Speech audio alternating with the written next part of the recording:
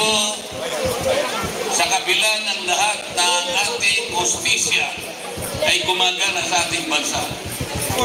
Mula po sa pinakamababang hukuman ng ating bansa hanggang sa pinakamataas na tribunal ang ating Supreme Court.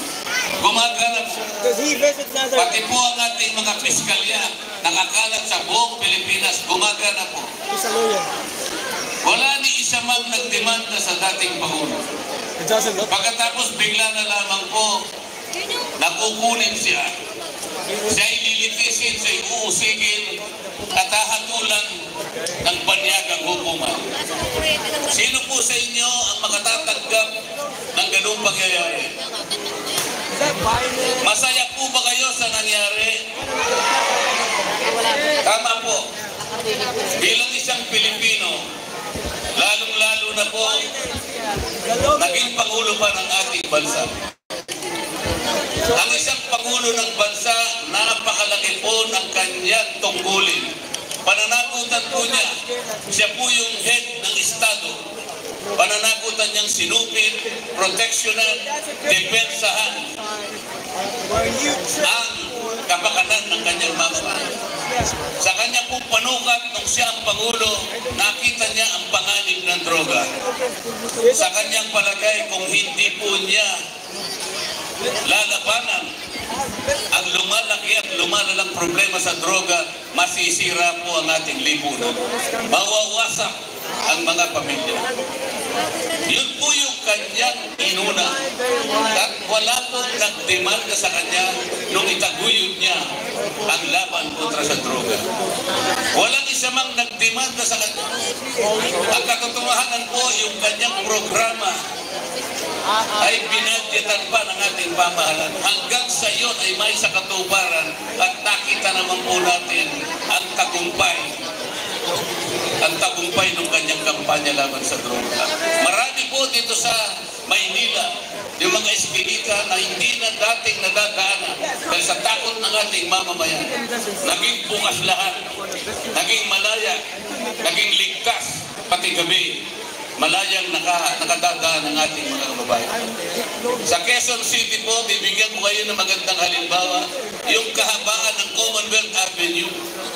Magmula sa Pilcoa at Tagusca hanggang doon sa Fairview. May 7 hanggang 8 barangay po ang nakalatag sa kahabaan ng Commonwealth Avenue. Nung wala pa yung kampanya sa droga, merong 35 hanggang 40 insidente ng holdapan at pagnanakaw araw-araw doon sa kahabaan ng Commonwealth Avenue. Pagkatapos ng laban sa droga na yan, doon lamang nagkaroon po ng kapayapaan. Naramdaman po ng mamamayan ng lugar na yon kung gaanong benepisyo ang naidulot. Kung halimbawa po nagkaroon ng pagkakasala ang isang Pilipino, presidente man siya o hindi, usigin po natin siya dito sa ating bansa. Wala pong karapatan yung ICC na gawin niya yung kanyang ginawa sa dating Pangulo. Bakit po? Meron po silang sinusunod na principle doon, yung tinatawag na principle of complementarity. Ang ibig sabihin po noon, hindi siya pwedeng manghimasok ng basta-basta. Pwede lamang siyang manghimasok kapag yung ating judicial system, yung ating husgado ay hindi na umaandar. Hindi na gumagana. Ayaw nang gumana.